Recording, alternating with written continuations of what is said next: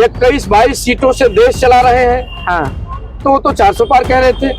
दाएं से एक भाई और बाएं से एक भाई, जो दो लगे हैं आप उसको समझ रहे हैं। हाँ। जिस दिन वो नमस्ते कर लेंगे, दबाव बनाना बंद कर देंगे, उस दिन सरकार जीरो हो जाएगी। मुख्यमंत्री 7 बार जा रहा है। हाँ। तो उसका रीजन क्या आप भी जान रहे हो, मैं भी जान रहा हूँ। क्या रीजन? कि भारतीय जनता पार्टी डरी हुई है कि समाजवादी पार्टी ने लोकसभा भी जीता है और समाजवादी पार्टी मिल्कीपुर उपचुनाव भी जीतने जा रही है। मुख्यमंत्री जी, आप ईमानदारी से चुनाव करा दीजिए, निश्चित तौर पर 25 से 35 हजार तक समाजवादी पार्टी चुनाव जीतेगी। बेटी अधिकारियों का पैर पकड़ के रोती रही कि साहब ये दुकान न तोड़ो, मेरे बाप का मकान मत तोड़ो, अन्यथा मेरी शादी टूट जाएगी। लेकिन बाबा ने कोई छूट नहीं दी और उसका मकान टूट गया, उसकी शादियां टूट गई। क्या वो भारतीय जनता पार्टी के ईवीएम पर मशीन पर कमल का वोट दबाएगा? आप बात करते रहिए, अखिलेश जी कहते रहे कि हमने मेट्रो बना दी, साहब देखिए हमने एक्सप्रेसवे बना दिया, देखिए हार गए ना चुनाव। भारतीय जनता पार्टी के मिनिस्टर जो गए हैं, हमारे प्रधान भाइयों को, हमारे बीडीसी भाइयों को, लेखपाल है, उनको सबको टार्चर किया जा रहा है कि आप अपने पोलिंग को, बूथ को नहीं जीतोगे तो तुम्हारी जांच लग जाएगी। सारे बीएलओ हटा दिए गए, सारे लेखपाल हटा दिए गए, केवल बाहर के चुन चुन के लोग लाए जा रहे हैं। इसलिए क्यों बेईमानी करेंगे? इसलिए बेईमानी होगी। निश्चित रूप करना चाहते हैं। उत्तर प्रदेश की मिल्कीपुर विधानसभा सीट पर बहुप्रतीक्षित बाईपोल होने जा रहा है। लड़ाई बड़ी जोरदार है क्योंकि मुख्यमंत्री योगी आदित्यनाथ के लिए भी ये चुनाव नाक की लड़ाई है। क्या तैयारी है मिल्कीपुर में? आज अखिलेश यादव ने फीडबैक लेने के लिए लखनऊ बुलाया था। वहां के जिला अध्यक्ष पारसनाथ जी हमारे साथ हैं। अध्यक्ष जी, क्या तैयारी है, माहौल क्या है? भाजपा भी बड़ा जोर लगाए हुए है। अब भारतीय जनता पार्टी तो जोर हर जगह लगाती है। हाँ। उसने तो 400 पार की बात किया था। हाँ। लेकिन भारतीय जनता पार्टी की सीटें कितनी आई? हाँ। 272 बहुमत चाहिए। हाँ। 293 उनकी टोटल है। हाँ। 21-22 सीटों से देश चला रहे हैं। हाँ। तो वो तो 400 पार कह रहे थे। हाँ। केवल 21 सीट से देश चला रहे हैं। दाएं से एक भाई और बाएं से एक भाई, जो दो लगे हैं आप उसको समझ रहे हैं। हाँ। जिस दिन वो नमस्ते कर लेंगे, दबाव बनाना बंद कर देंगे, उस दिन सरकार जीरो हो जाएगी। हाँ। ये तो बैसाखी की सरकार, हम उस पर कोई टिप्पणी नहीं करना चाहते हैं। हाँ। जहां तक रही मिल्कीपुर विधानसभा की बात, हाँ। मिल्कीपुर विधानसभा में हमारे सांसद आदरणीय अवधेश प्रसाद जी एक लोकप्रिय व्यक्ति हैं। हाँ। हाँ। सभी जाति धर्म में उनकी पैठ है। हाँ। और वो 9 बार के विधायक है। हाँ। 2 बार मिल्कीपुर और 7 बार बीकापुर। हाँ। और सांसद भी हैं। हाँ। उनकी पत्नी श्रीमती सोना देवी जी जिला पंचायत की अध्यक्ष भी रही हैं। हाँ। तो वो देखिए हमारी पार्टी के बड़े नेता हैं। हाँ। और देश के बड़े नेता हैं। हाँ। उनका हर जातियों में अपना संबंध है। हाँ।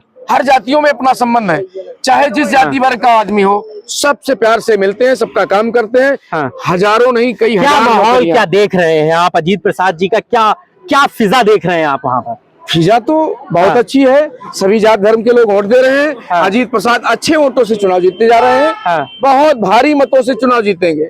योगी जी एक मुख्यमंत्री है, एक बात कहना चाहता हूँ। हाँ। बहुत स्पष्ट और कड़ू कहना चाहता हूँ। हाँ। एक तमाम बार चुनाव हुए हैं। हाँ। उपचुनाव हुए हैं, मेन चुनाव हुए हैं। हाँ। कोई मुख्यमंत्री अपने किसी अधीनस्थ मिनिस्टर को हाँ। वहाँ का प्रभारी बना के भेज देता था, वो मिनिस्टर चुनाव अपना कराता था अपनी पार्टी का। हाँ।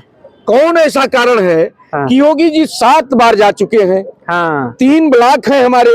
हाँ। मुख्यमंत्री 7 बार जा रहा है। हाँ। तो उसका रीजन क्या आप भी जान रहे हो, मैं भी जान रहा हूँ। क्या रीजन? कि भारतीय जनता पार्टी डरी हुई है कि समाजवादी पार्टी ने लोकसभा भी जीता है और समाजवादी पार्टी मिल्कीपुर उपचुनाव भी जीतने जा रही है। आपको लगता है कि योगी जी पर डबल दबाव है?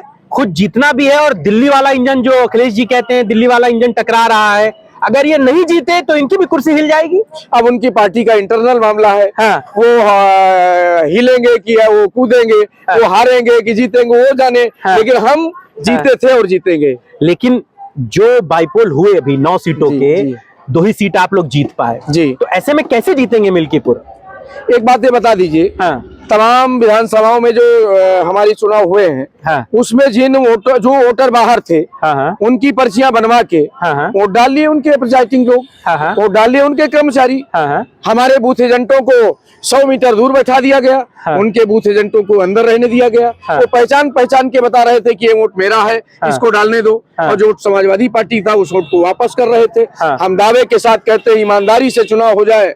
मुख्यमंत्री जी, आप ईमानदारी से चुनाव करा दीजिए, निश्चित तौर पर 25 से 35 हजार तक समाजवादी पार्टी चुनाव जीतेगी। ये तो मिल्कीपुर में भी करा सकते हैं जब वो बाकी जगह करा सकते वो हैं। मिल्कीपुर में सिचुएशन अलग है। क्या? मिल्कीपुर में सभी जाति धर्म के लोग समाजवादी पार्टी और हमारे नेता उदेश प्रसाद जी के साथ रहते हैं। हाँ। जैसे मान लीजिए वहां पर मुसलमान भाई ज्यादा था कुंदरुकी में, हाँ। आपने एक स्थान पर 20-20 हजार वोट था, हाँ। आपने वहां बैरिकेटिंग लगा दिया, रोक दिया। हाँ। यहाँ तो हिंदू भाई, चाहे वो ब्राह्मण हो, चाहे क्षत्रिय हो, चाहे पासी भाई हो, चाहे दलित भाई हो, चाहे यादव हो, निषाद हो, लोहार हो, कुम्हार हो, प्रजापति हो, सारे लोग समाजवादी पार्टी को वोट देने जा रहे हैं। आप कितने लोगों को रोकोगे? हाँ। जैसे दलित समाज चुनाव लड़ रहा है एससी, हाँ। हम भी पासी समाज के लोगों को दिए हैं, हाँ। भाजपा भी पासी समाज को देने जा रही है, तो कैसे जानी कि कौन सा पासी सपा का है, कौन सा पासी भाजपा का? ये सिचुएशन अलग है। अभी तो उधर टिकट अनाउंस नहीं हुआ ना, तो 4 नाम आए हैं, चारों पासी भाई ही लड़ेंगे, कोई एक लड़ेगा। हाँ।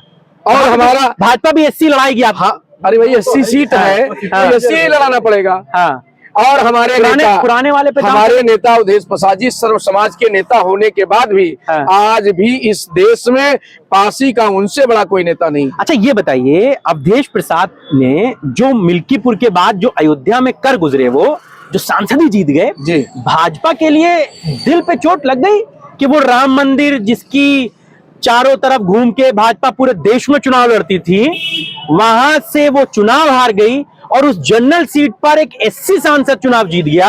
ये तो भाजपा के लिए मतलब बड़ी बुरी स्थिति हो गई थी। देखिए हम कहना चाहेंगे, हम एक बात ऐसी कहना चाहते हैं कि जो आप मनन कीजिएगा, आप अपने दिल पे हाथ रखिएगा। जिस बाप की दुकान थी, हाँ। बाप बेचारा उस दुकान को चला के अपने बेटी की शादी करना चाहता था, हाँ। अपने बेटे की शादी करना चाहता था। हाँ। बेटी अधिकारियों का पैर पकड़ के रोती रही हाँ। कि साहब ये दुकान न तोड़ो, मेरे बाप का मकान मत तोड़ो, अन्यथा मेरी शादी टूट जाएगी। और बेटियां, उसकी माँ, उसके भाई, उसके बंधु रोते रहे अधिकारियों का पैर पकड़कर, लेकिन बाबा ने कोई छूट नहीं दी और उसका मकान टूट गया, उसकी शादियां टूट गई। क्या वो भारतीय जनता पार्टी के ईवीएम पर मशीन पर कमल का वोट दबाएगा? नहीं दबा सकता है। आपके अगर आपको लगता है कि रोजगार, महंगाई, बेरोजगारी, इन सब पर चुनाव हो भी रहा है, चुनाव तो घूम फिर के हिंदू मुसलमान पर हो रहा है। ऐसा नहीं देखने में लगता। कहां पर चुनाव? आज भी आप जो 9 बाईपोल हुए, जो 24 का चुनाव हुआ, भाजपा के तो एजेंडे में ही यही है। आप बात करते रहिए, अखिलेश जी कहते रहे कि हमने मेट्रो बना दी, साहब देखिए, हमने एक्सप्रेसवे बना दिया, देखिए, हार गए ना चुनाव। आप इस बात को कहें कि इनके साथ अन्याय हो रहा था इसलिए उसने भाजपा को चुनाव वोट नहीं किया। भाजपा इस पर चुनाव लड़ी कहां रही है? वो तो कह रही है हमने कुंभ करा रहे हैं, हम 1000 करोड़ रुपया लगा के, हमने राम मंदिर बना दिया 1000 करोड़ लगा के। वो ये नहीं बताती है कि हमने कितनी रोड बना दी, कितना रोजगार दे दिया। एक बात तो सत्य है, हाँ। कि हमारे नेता माननीय अखिलेश यादव जी ने, हाँ। लखनऊ से लेके पूरे उत्तर प्रदेश में जो विकास का काम किया है, हाँ। जिनके घरों में रोटियां दी हैं, हाँ। जिनके सम्मान स्वाभिमान की बात की है, हाँ। कन्या विद्याधन दिया है, हाँ। बेरोजगारी भत्ता दिया है, लैपटॉप दिया है, एक्सप्रेसवे बनवाया है, मेट्रो चलवाया है, और उसके बाद जो है तमाम बिल्डिंगें, हाँ। चाहे डीजीपी का ऑफिस हो, चाहे जो है वो नरेंद्र जी के नाम से है जेपी NIC हो, हाँ। और चाहे लोहिया पार्क हो, चाहे जनेश्वर जी का पार्क हो, और चाहे अयोध्या की गलियां जो पक्की हुई है, जहां उसकी चौकियां पक्की हुई है, हम उसकी चर्चा जनता आज भी करती है और करेगी। हाँ। आज नहीं तो कल हमारे नेता अखिलेश यादव जी के विकास को पूरा देश अपनाएगा और एक दिन इस देश को माननीय अखिलेश यादव जी चलाएंगे और विकास की राह पे फिर लेके जाएंगे। वापस मिल्कीपुर पे लौटते हैं। भाजपा बड़ा जोर लगा रही है, 6 मंत्री कैबिनेट के वहां लगाए हैं तैयारियों में जी। मुख्यमंत्री जी भी जाने वाले हैं 2-1 दिन में फिर से जी। लगता है कि वो लड़ाई में मानते हैं आप भाजपा को वहां पे? भारतीय जनता पार्टी के मिनिस्टर जो गए हैं, हाँ। हमारे प्रधान भाइयों को, हाँ। हमारे BDC भाइयों को, हाँ। हमारे जो है जो महिला कार्यकर्ती है, आंगनबाड़ी है, हाँ। आशा बहुएं हैं, हाँ। लेखपाल है, हाँ। उनको सबको टार्चर किया जा रहा है कि आप अपने पोलिंग को बूथ को नहीं जीतोगे तो तुम्हारी जांच लग जाएगी। हाँ। पाठक जी गए थे अभी, ब्रजेश पाठक जी। सारे लोग ये बोल रहे हैं। हाँ। आज अमर उजाला की हेडिंग है हाँ। कि प्रधानों से संपर्क करके मिनिस्टर ने किया जो है मिल्कीपुर चुनाव का आगाज। इसका क्या मतलब है? हाँ। आपने प्रधान बुलाया, जनता को बुलाओ, जनता उनकी भीड़ में नहीं जाती है। योगी जी की सरकार के मिनिस्टर वो चीफ मिनिस्टर हैं, उनकी भीड़ कम होती है, लेकिन लेखपालों को बुला के टार्चर किया जा रहा है। अखिलेश जी ने एक बड़ी महत्वपूर्ण एक बात हाँ। पूछेंगे, हाँ। सारे BLO हटा दिए गए, हाँ। सारे लेखपाल हटा दिए गए, हाँ। सारे जो है अधिकारी कर्मचारी हटा दिए गए, हाँ। केवल बाहर के चुन चुन के लोग लाए जा रहे हैं, इसलिए क्यों बेईमानी करेंगे? हाँ। इसीलिए आपको लड़ लगता रहे है हैं ना। बेईमानी होगी मिल्कीपुर में? निश्चित तौर पर करना चाहते हैं, लेकिन हमारी जनता, वहाँ के लोग निश्चित तौर पर मुंहतोड़ जवाब देने का काम। अखिलेश जी ने कल प्रेस कॉन्फ्रेंस करके एक बात कही कि जी। अगर जैसे कुंदरकी में जो पुलिस वाले बंदूक लेके खड़े हो गए थे मतदाताओं के सामने, पत्रकार ने एक सवाल किया कि अगर ऐसी कंडीशन मिल्कीपुर में बन गई तो क्या करेंगे? अखिलेश जी ने कहा वो कार्यकर्ताओं पे मैं छोड़ देता हूं, उनको मौके पे जो समझ में आए वो कर लें। वो धरती विश्व की दो महान विभूतियां हाँ। डॉक्टर राम मनोहर लोहिया, आचार्य नरेंद्र देव जी की धरती है। हाँ। वो धरती स्वर्गीय मित्र सेन यादव जी, जो उसी मिल्कीपुर विधानसभा से विधायक रहे हैं, हाँ। जो पूरा उनका लड़ने का, संघर्ष करने का इतिहास रहा है। हाँ। कल एक बड़ी सभा बाबू मिश्र जी के दरवाजे पर हुई है, वहां से आगाज किया गया है। हम हर मामले में, हर मुद्दे पर, हर रूप में लड़ने के लिए तैयार हैं। हम लड़ेंगे और वहां वोट भी पोल कराएंगे, हर चीज का जवाब भी देंगे। मायावती का चुनाव न लड़ना, जी, आप उसको समाजवादी पार्टी के फेवर में देखते हैं या अगेंस्ट में देखते हैं?